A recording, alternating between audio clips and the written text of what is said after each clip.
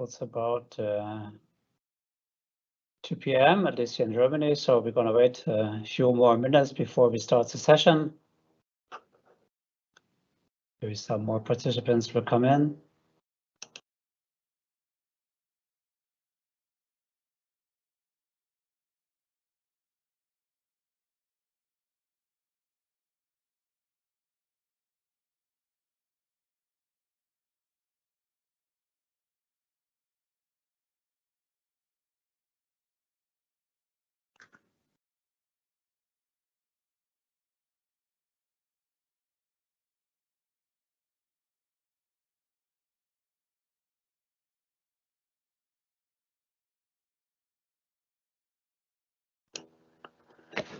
So, ladies and gentlemen, it's about 2 minutes after the hour, and I suggest that we're going to start with our session. Hello and good morning, good day, good evening, everybody, wherever you're located. Ladies and gentlemen, welcome to our show. Let's talk about IT, and the next episode, which we'd like to present today, which is about a tool for in-flight entertainment, which is called BoardConnect. So we are dealing with this tool, which we are facing once we have taken our seat in the aircraft. And to explain about BoardConnect, we have two experts invited today. This is Heiko Wächter and Dirk Ottens. Both of them will lead you to the show and explain the tool. And in the background, we have Lisa, who is pulling the strings, that everything is working fine. And my name is Christian Cabanas. I'm the moderator of today's online conference. Before we start, we want to go to the housekeeping rules. Lisa, could you please move to the next page? Yeah, there we have it. You're muted by default, but we still like to keep it as some kind of interactive session. That means if you have any questions, please put them into the Q&A box. And at the end of the session, we'd like to go to all these questions and try to answer them. So please write your questions into the Q&A box. And please be aware that the show will be recorded so that you're able to review the session on YouTube once we have finalized it. So, and now I'd like to open the stage for Heiko and Dirk. Please, it's yours. Thanks a lot. I'm going to switch to my presentation mode now. Once I'm sharing my screen, I'm going to start. Yeah, just a few words about myself. My name is Heiko Wächter. I'm a BoardConnect product consultant and sales support manager, working for BoardConnect from day one, basically. And I'm going to walk you through the details of the solution. Together with me is Dirk Ottens. He is the content strategist for BoardConnect, and he will cover all the aspects about just a second, about content. So today we're going to start with system itself. So the different flavors that comes with the system and the overall environment. So first of all, it's a wireless system, which is based on when you're on the passengers would enter the system through an onboard wireless system. And it can be installed on the aircraft as a fixed environment. So it is a server in the electrical compartment of the aircraft and wireless access points throughout the cabin. The second option would be the portable solution, which is basically a small box which contains all components like the server and the access point in a single box. Those boxes are typically placed in the overhead bin, like you see on the image on the right hand side. Yeah, both systems are right now in use by our customers. Primarily, those customers having connectivity installed are using the fixed install because this is a lot easier to connect to an antenna system installed on the aircraft, since this equipment is certified for use and installation on board of the aircraft. And on the other hand, the portable solution is rather for a quick deployment on the fleet. It doesn't come with any certification requirements. It is basically classified as TPAD, basically transmitting passenger enterprise, which is installed by the airline in the overhead bin. And yeah, both have their advantages and disadvantages. Certainly the classic system, which is installed in the aircraft, comes with a lot of wiring throughout the fuselage. It adds weight and certainly costs in terms of the installation. The BoardConnect portal is a rather low-cost environment, so it is fairly cheap compared to the installation requirements that comes with the fixed installed components. So it's a really easy to install and to be rolled out environment, and really flexible for those airlines starting the service or willing to start the service fairly quickly with pretty much similar services, except the possibility to have broadband connectivity on board. Speaking of services, I move to the next slide. About certainly entertainment, but just lately in the recent years, there has been a lot of changes, especially with the pandemic. Airlines tend to try to make the digital transformation also in the cabin. So a lot of digitalization is happening in the cabin. So it's not only about audio and video streaming or the movie map. It's today about in-flight retail, order to seat. So basically, more and more airlines tend to provide food and drinks at costs and not for free any longer. Especially here in Europe, we see the trend that this is happening in the US. It's probably more used already, but especially in Europe, you can definitely see the trend that services are no longer for free when it comes to in-flight food and beverage services. In addition to that, there's the possibility to have games on board. So we use the Gladiator platform here. And certainly advertisement is also a big portion for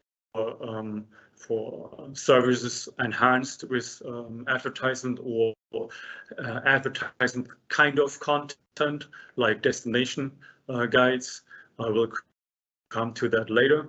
Yeah, and all that certainly requires instant updates. So if it's a connected aircraft, for instance, it is done through the broadband connectivity connection, and if the portable solution, it is done on ground through the on-ground cellular network like 4G, 5G. Looking at the possibilities and the demand of enhancing services on board, especially in times of the pandemic, we have seen that a lot of airlines no longer rely on ticket sales, so flight ticket sales. It's more about additional revenue channels, opening up channels like offering events, shopping, in-flight shopping, basically, and car rentals to be made available pre-flight, but also in-flight. And chart basically shows the trend that we see over the last few years, especially driven by the pandemic. But there is also looking into the future, definitely the trend that airlines tend to make revenue through additional services like the car rental option made available during the ticket booking process, or even in flight. And that's why we also believe that's a really important trend, which is useful to be transferred to an in-flight environment. So more and more services which are currently probably known to most of you, available throughout the booking process, will be also available in flight or event bookings, but also shopping, like duty-free shopping, will be transferred and made available in flight.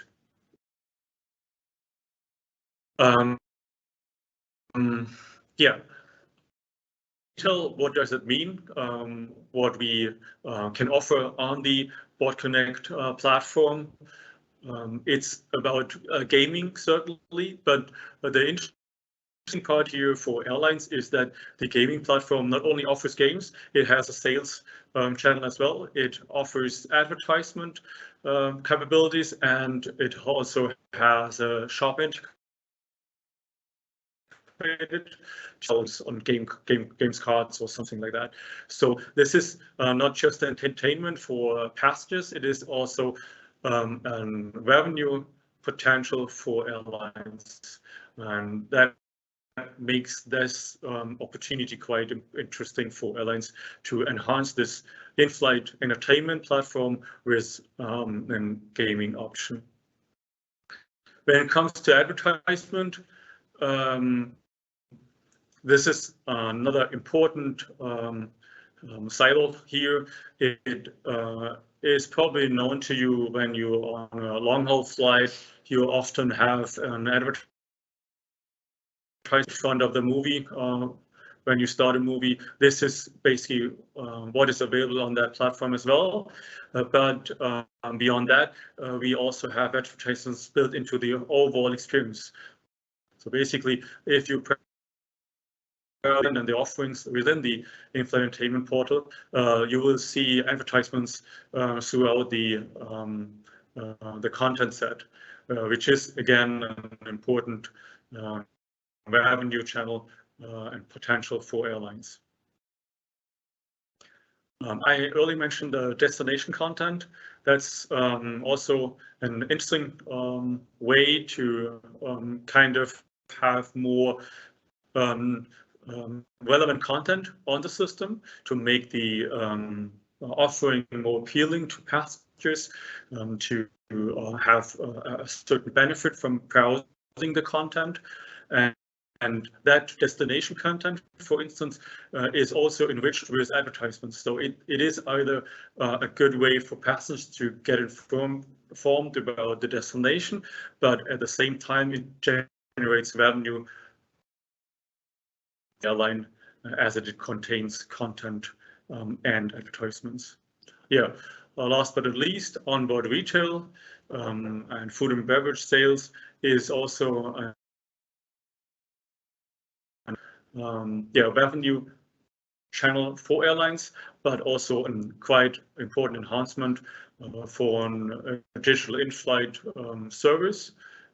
People tend to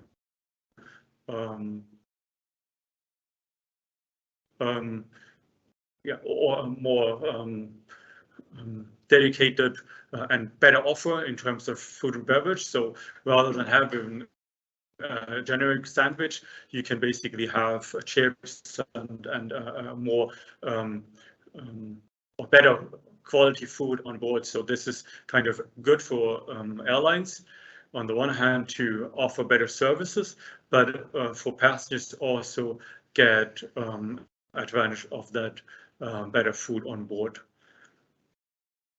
In terms of onboard retail, it is definitely an opportunity for airlines to also sell goods and duty-free on board.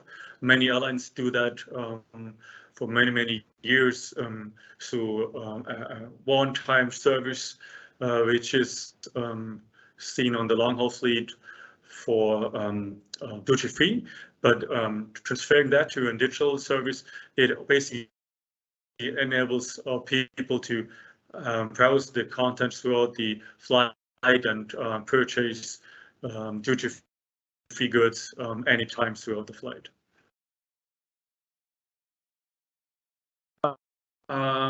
Yeah, in detail, how does that work? Making advertisements on board available. So there is a campaign management on ground. Those campaigns will be created either by us or depending which partners are providing advertisement content. And yeah, it's feeding an AdServer on board the aircraft. So basically, once the campaign on ground has been set up, it will be synchronized to the aircraft, either while the aircraft is on ground or when the aircraft has connectivity during flight. And these campaigns will be then stored on board, and through ad insertion in the front end, content will be basically enriched with advertisements. And once the aircraft is on ground, it will create reports and transmit those to the ground. And ultimately, this results in revenue for and there's typically a revenue share between the different stakeholders.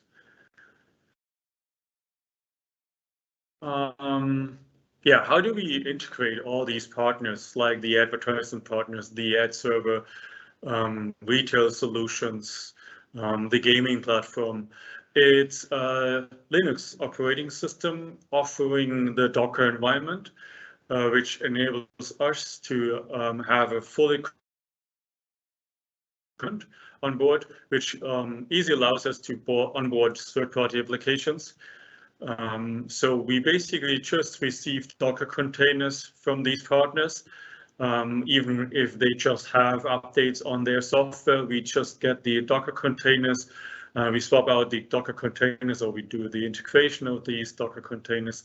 And from the content management perspective, these applications or third-party links will be added to our content set and then made be available. Yeah, and to have a stable environment, these Docker containers are monitored by our system architecture, which enables a stable and reliable service. In terms of the payload of the content of these Docker containers, this is also managed through the BoardConnect resources. Basically, if there is an application requiring updates throughout the flight, it will have access to the connectivity pipe, for instance, and it can automatically pull these updates from ground and have the content set and assets updated instantly. Finally, just a quick look at the in-flight experience. The way the in-flight portal is set up, structured on our side. So it's a template architecture kind of. So basically you have that long scroller, single page application, and you create different sections where you have these offerings. It could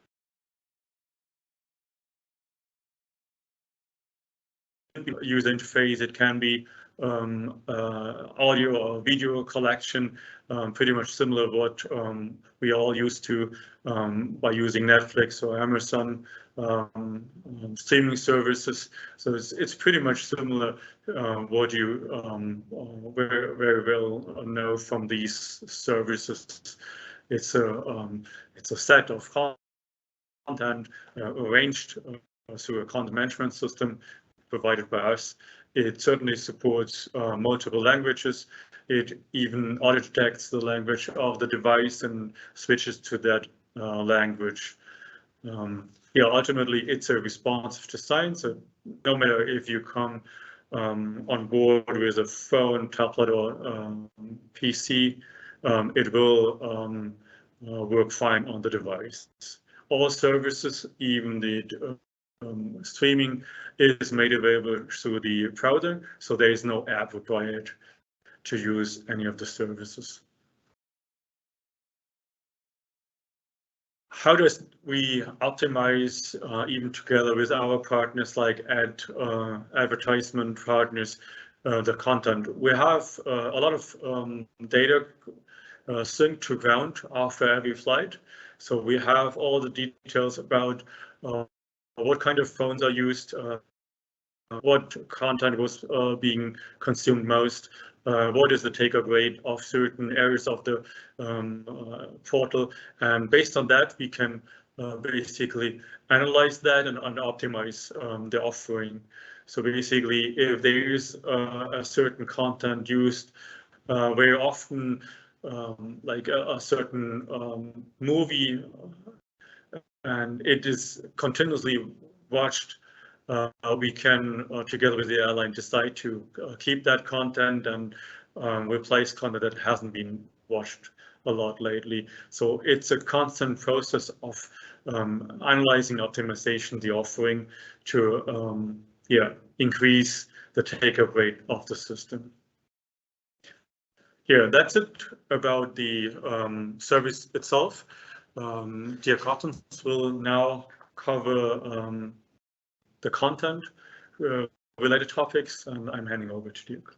Thanks, Heiko. So, as Heiko said, my name is Dirk, and I'm responsible for content and media strategy for BoardConnect. And I mean, all of us have been traveling and been on board an aircraft, and we more or less look forward to being entertained when we are on board.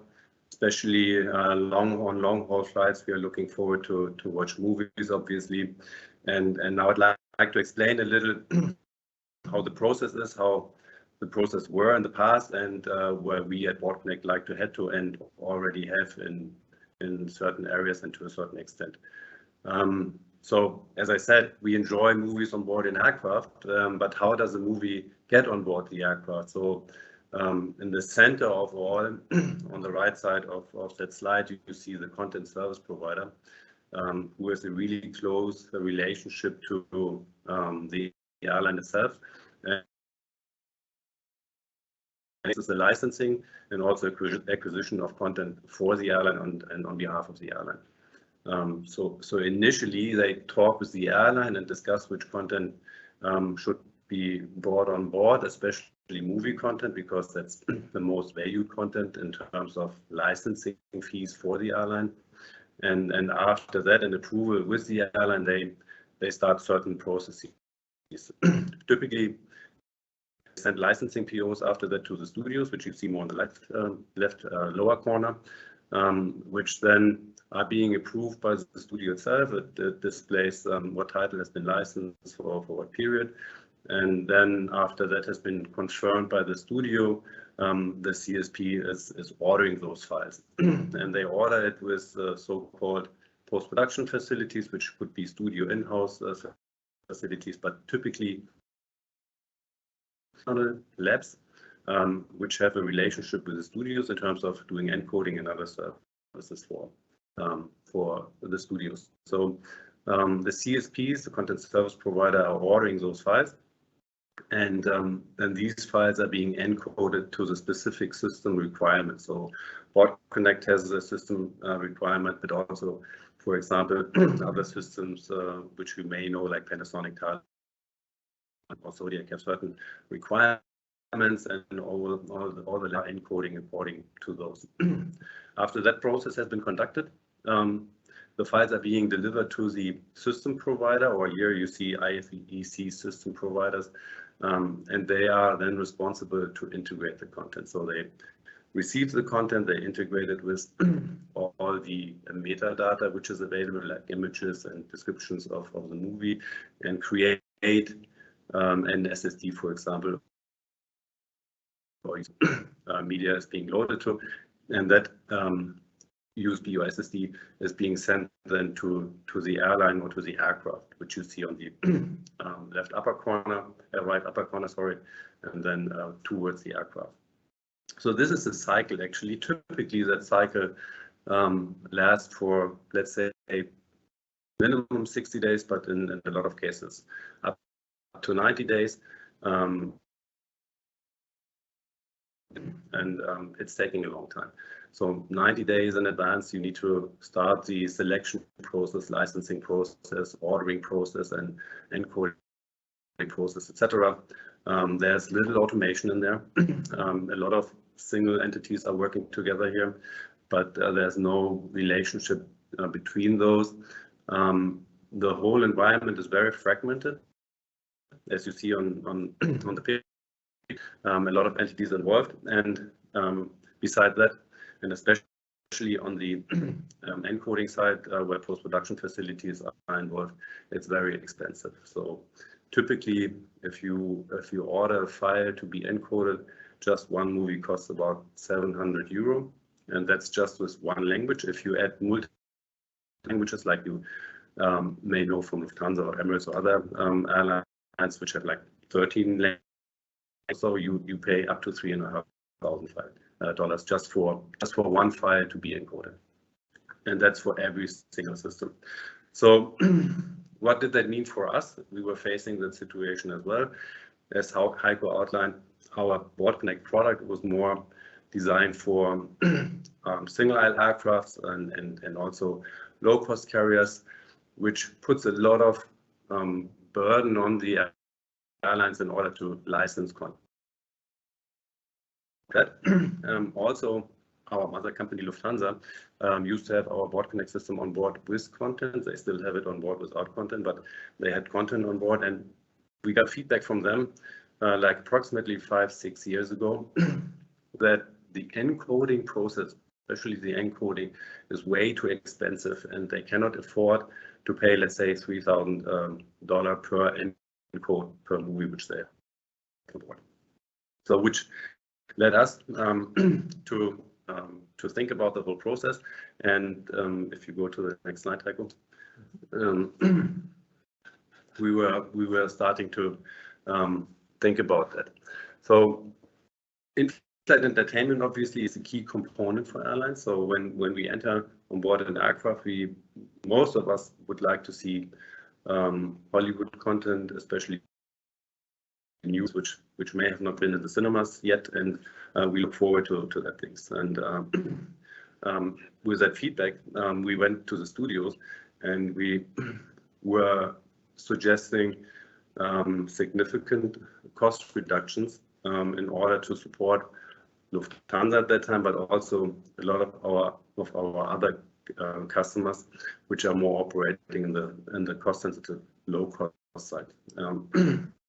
And with that, we were the studios and developing a new model where we said we'd like to engage with a post-production facility which is based and utilizing cloud encoding processes, and with another partner of ours called Touch, which is a CSP in the market. It's pretty similar as, for example, to Sparfax, who's serving Lufthansa, and we decided, working closely together with Touch, we went to studios and were pitching for, on the one hand side, content which you could license very cheap, but on the other hand, asking for approval to do cloud-based encoding.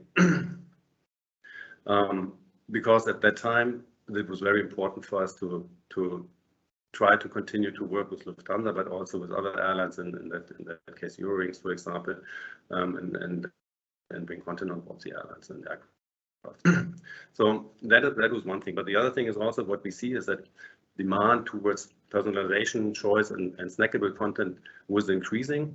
And with that, we were seeing that the numbers of files which we need to bring on board, not just movie content, but maybe also TV and snackable short movies, are increasing, and that was another reason why we thought we need to be able to do something which is cost efficient on the one hand side, but also quick on the other side. So remember, we had that 90 days from licensing up to getting content on board the aircraft. We needed to do that in a few days. So that was our goal. So these were the core and fundamental ideas which we brought to the studios, and we indeed find 2 or 3 studios which were following that path. So we went through an audit process with our cloud-based lab. At that time it was Cast Labs.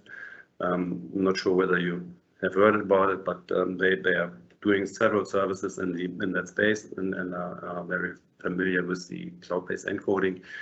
And we're working together with them in order to get their process approved, the cloud environment approved, and in order for us to move forward with them. So it took, let's say, 3 to 6 months, and then we were able to start the service. And that's what we did for Eurowings. If you could go to the next slide, and this is just a highlight slide for this. What you see on the left side, we still needed to engage with post-production facilities, but the studios allowed us to receive a so-called mezzanine file from that labs, which is a source file, which we could then use in the cloud to encode and sell to several system requirements and reuse as we wanted. So that was a huge advantage to us. So we ordered the file one time, brought it into the cloud, and then the whole encoding process has been automated. A QC process was introduced where we could check the files immediately after the encode, and once the file is okay, it would be ready to deliver. So in case, if you remember the slide before where it took like almost 60 days to do all that integration and encoding process, it just takes 2 days today. And that's implemented. That's what we did together with them. And meanwhile, Cast Labs shifted to a joint venture with Touch as a partner, and that service is called Now Above, as you see here, and is served to the industry. So from scratch, we built up something which went to the industry and is now being used by a lot of studios, and studios approved that. So that is, from our perspective, a huge success. And we were part of the founders of that idea. So what happens with the file when it's ready for delivery? So as you can see here on the picture, on the right upper corner, you see the aircraft. We could deliver that file directly to the aircraft. As Heiko mentioned earlier, there's LTE on board, or there's connectivity on board. With that pipeline, we could use to upload files. We could also send files to the hub of the airlines, where we have a so-called data loader where multiple SSDs or USB sticks could be created and then delivered to the aircraft immediately.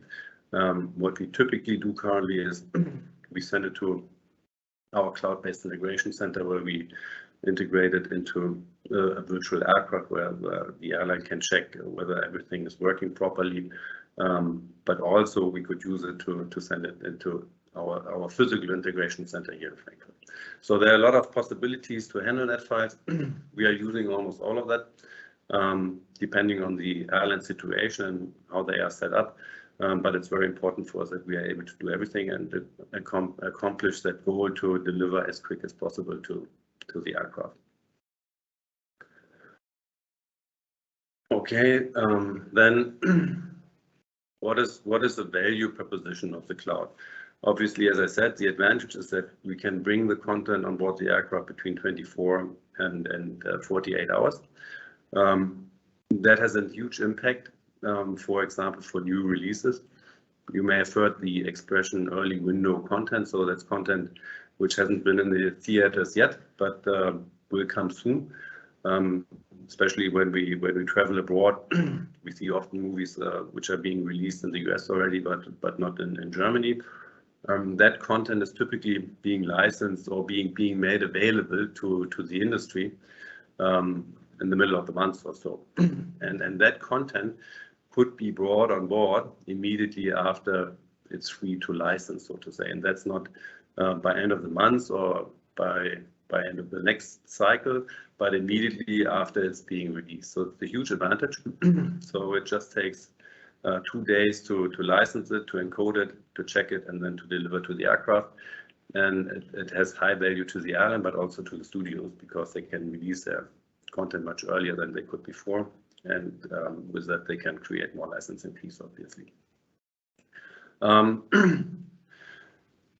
At the same time, as Heiko outlined, we are getting data analytics and usage data of what happens on board. We can check that on the daily basis, so we see exactly which content is doing well and which content doesn't. And it gives us the ability to exchange content much quicker. So it could be that there's a movie or TV show which hasn't been watched at all, and the CSP could decide that content will go from board, and we will put different content on board. With so-called slot-based licensing models, which are very common currently, or also subscription-based models, it is possible to exchange content without having an impact on the licensing fees. So that is a huge benefit. These three aspects are from a commercial perspective very important, not just for the airline, but also for studios, and to enable us to send those via the cloud-based pipeline is a huge success, actually. So what is the advantage of a cloud-based workflow? So obviously it's highly automated. We have a lot of QC processes integrated, but we have also the possibility to do visual QC. So we stream the content from the cloud, and we can check whether our languages are available or subtitles are available, or if the file itself is working properly. So if we want to do that check, we can do it also cloud-based, which is a huge advantage, because typically you download the file, you integrate it in your integration center, then you do the QC, then you figure out, oh, the content is not good, then you reorder it, and the whole process starts from scratch. So that really is a huge step forward, because with that we could immediately see whether the content is good or not, and reorder right after encoding without going through the integration process in our integration center. With that, we have obviously also a greater control over the exhibition cycle itself and the content selection, because as I outlined, the CSPs are more flexible in terms of exchanging content, and we could also bring different content on board, and with that, obviously, and ultimately enhance the passenger experience. As Heiko said, that the cloud-based solution also allows us for bringing advertisement on board in a timely manner. So we are aiming for programmatic advertisement, so very automated processes. And with that, we are able to bring advertisement, video advertisement on board quick on a daily basis, maybe also on a multiple time daily basis. So that's an advantage of that cloud-based encoding services. And also other services like news automation content can be brought to the aircraft very soon. So that is something which are advantages of the cloud-based encoding, and these are advantages which we are already taking care of. So it's not just the costs which we significantly reduced from that $700. It's now $70, and it's $70 not just for one language, but for all languages which are available. So it's a huge step into lowering costs for that encoding process, but also we can deliver the content very quick, and the turnaround is much quicker than before. So we reduce the 90 days to a few days, depending on the situation which we have with the airline. With that, we believe we enhance the passenger experience significantly, and also we can enhance the possibility to generate revenues on board the aircraft, because we have better content, we can exchange it quicker. With that, we have higher usage rate on board the aircraft, and with that again we can offer more services, more advertising, obviously balance advertising, and create more revenues. So that's a quick walkthrough. If we have any questions, so I guess we're happy to answer those. Okay, thanks a lot to Heiko and Dirk for this excellent presentation of BoardConnect. I think it's a really great tool, and regarding its small size, I'm already thinking about taking it to the beach next time for the next beach party. I think it really looks good. Yeah, and here at the office. So maybe we should also promote BoardConnect in other areas. Maybe it makes sense. Let's see. Before we come to the Q&A sessions, I need to say sorry that some of you may have experienced some dropouts in the audio. I think we have solved this issue, or at least I hope that it's solved. And yeah, let's come to the first question, which I have here in the Q&A box. The question is, which hardware platforms are actually supported by BoardConnect? Like I showed on the first slide, we have two different hardware components. The one that is installed on the aircraft in the electrical compartment. That's a special hardware for aircraft use. So those are really expensive typically because they go through intense certification testing. But we have also the portable solution. I got one actually here. So that's the portable box. That's the size of the box, and it fully fits in the overhead bin. And that's what we use for all our customers interested in having a service provided or made available quickly. So it can be installed rather quickly. It doesn't require any certification or modification on the aircraft. So these are the two hardware environments we use. Okay, thank you very much for this answer. I got actually two questions in one. And one of our guests is mentioning that advertisements or generating advertisements and showing advertisements in the IFE is a great way for airlines to generate ancillary revenues. I think, of course, that is. But how do you balance advertising and content? Are you responsible for it, or is the airline responsible for it? How does it work? Well, there are different possibilities. Typically, what we know from airlines, they have agreements with brands, for example, with Lufthansa, with Chico, or Audi, or other companies, and they want to continue to have that relationship. Obviously, they are very happy to continue to do that. We, by means of the integration of the AdServer, which Heiko mentioned earlier, we could accommodate that, so airlines can bring their own brands which they are currently have, and advertisement can go to the aircraft through that channel. In addition to that, we are working with companies who are specialized in the programmatic advertisement space, which is highly automated. So the inventory on board the aircraft will be sold on a platform. And so the advertisement industry, advertisement space can bid on that, and the highest bidder gets the slot.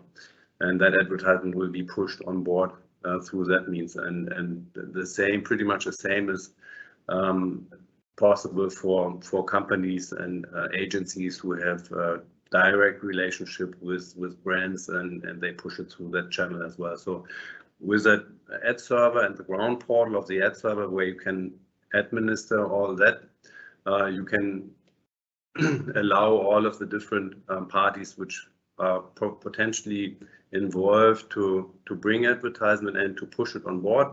And on board, you have the ability to target that advertisement. So through different settings in the AdServer, you could, for example, send an ad route based. So if you're flying from Hamburg to Munich, you could present certain advertisement. But also, if a passenger is selecting a certain language in the GUI, then you can provide certain advertisements. So there are certain parameters which you can set, which are also GDPR compliant. You could target the ads and bring more value in terms of revenue, and that's what advertisers are looking for. In terms of balancing that, so I mean, ultimately you have to have content like audio, video content on board to also have advertisements, because you cannot just fill the inflight portal with advertisements. So that's why we have partners like the company Gladiator providing games. Destination videos made available through the portal. So basically, it's not about advertisements, it's also about content that is relevant to passengers. So basically, that's the balance. You have to have content on board to benefit from an advertisement, and that's the balance where we also work with the airline to have that properly set up to not just fill everything with advertisements, and it's ultimately not useful for the passengers, and that will ultimately also end up in low take-up rates. So apparently you have to have content on there. That's why we still believe in audio and video content. That's why we work closely with these partners like Touch, Dirk mentioned earlier, to have these offerings available as well. Okay, then thank you very much for that answers. There's another one regarding the features in BoardConnect. What we have seen right now in the presentation is that BoardConnect offers already a great number of features, but what is planned next for BoardConnect? Does it become smaller? Does it have more features? What is the development path for BoardConnect? What is next? I mean, certainly there is a lot of potential still in offerings in flight, like destination services, like excursion bookings and event bookings.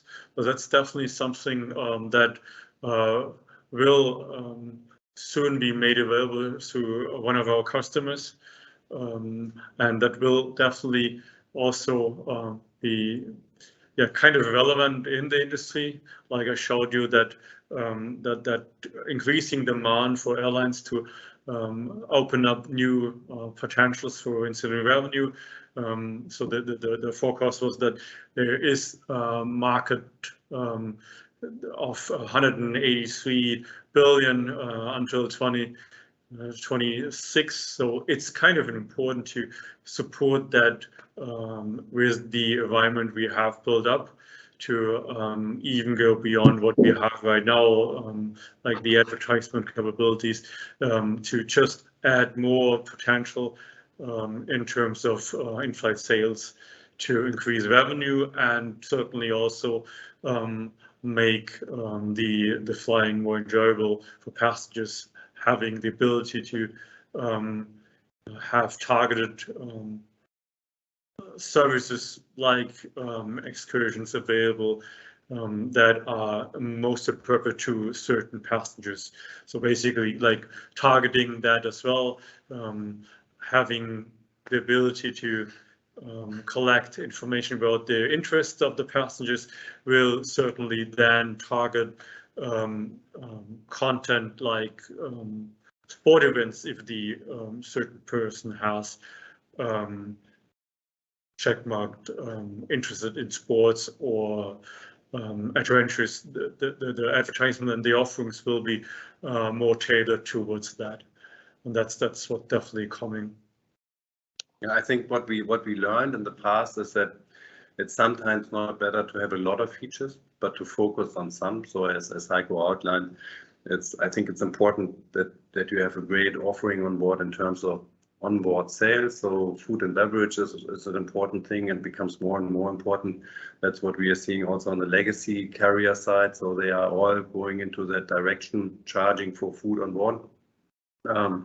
At the same time, focus on that stuff which brings revenues on the one hand side, and as Heiko said, and that's very important, but is not interrupting the passenger experience but enhancing it. So we don't want to overload passengers with advertisement. We want to bring services and There's here and there advertisement and we generate ancillaries, but not necessarily reducing the passenger experience, but enhancing it. So sometimes less is more, and that's what we experienced in the past as well. Mm-hmm. You touched on already partially the topic for a business model.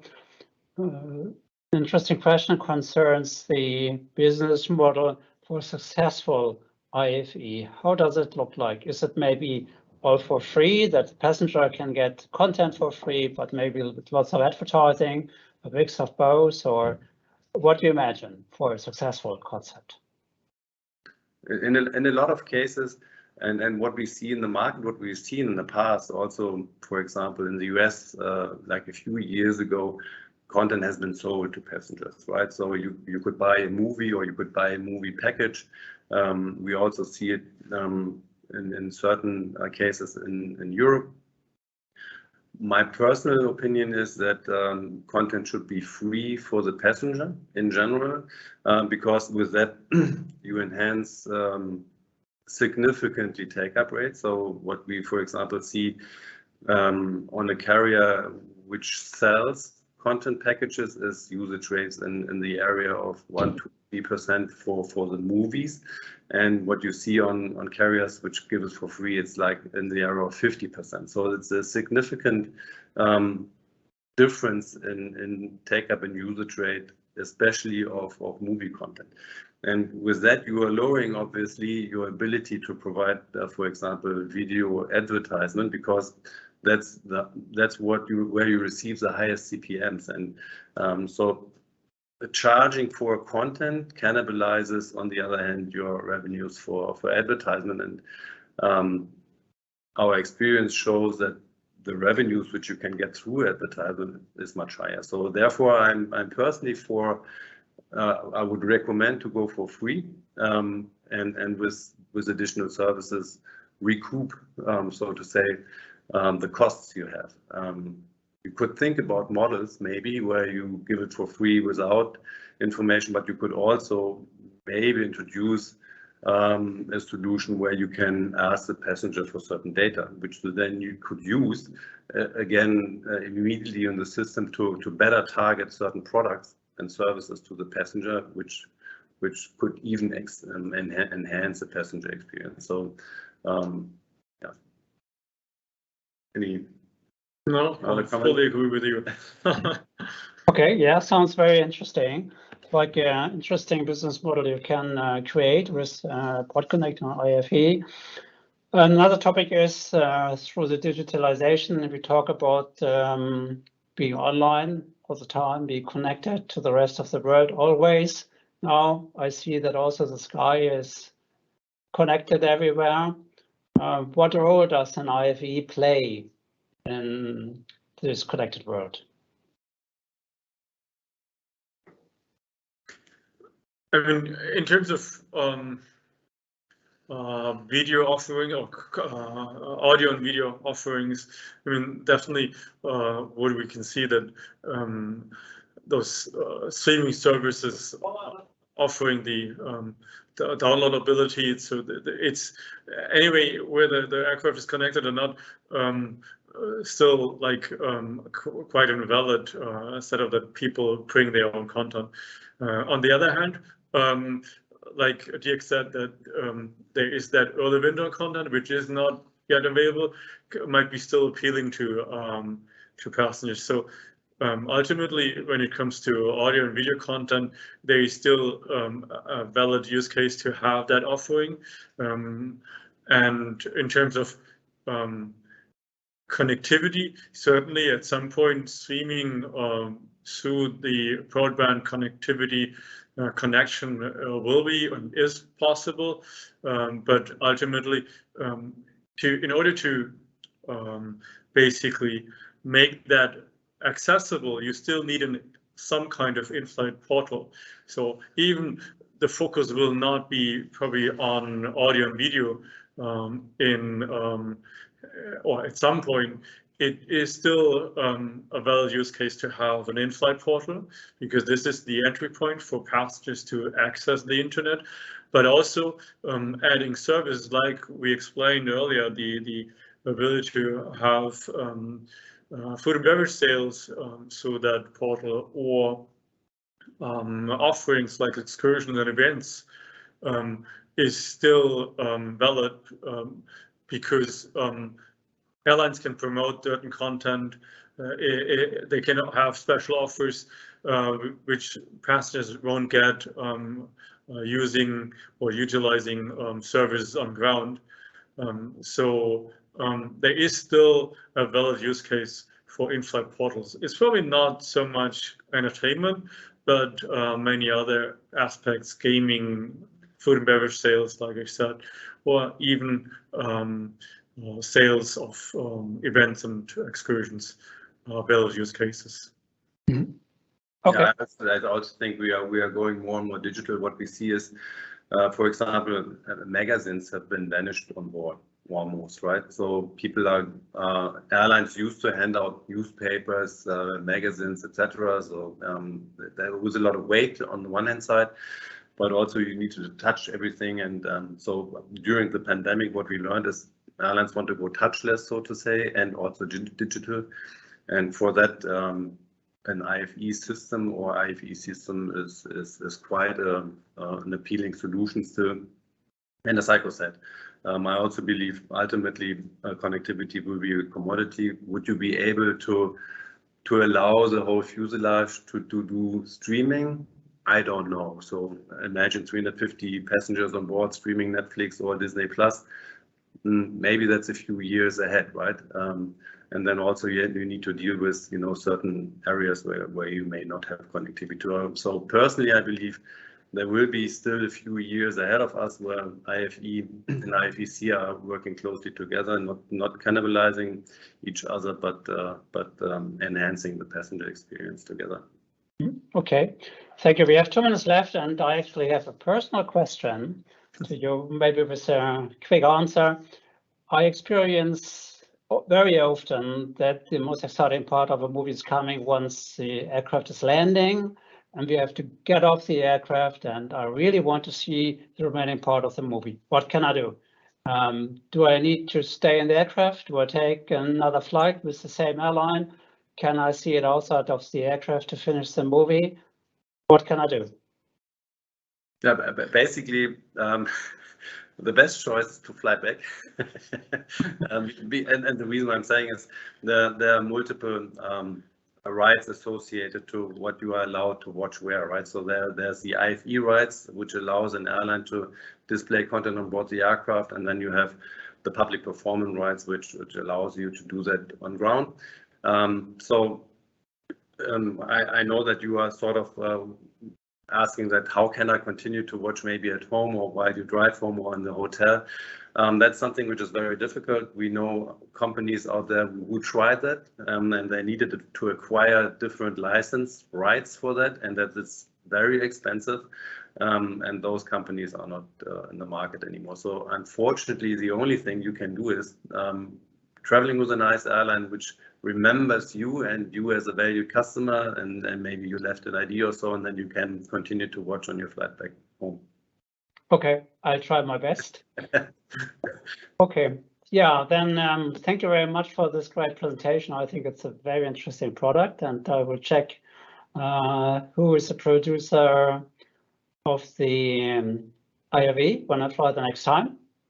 We're coming to the end of our episode regarding BoardConnect and flight entertainment. Thank you again very much to Heiko and Dirk for the presentation. If you have more questions, kindly drop us an email.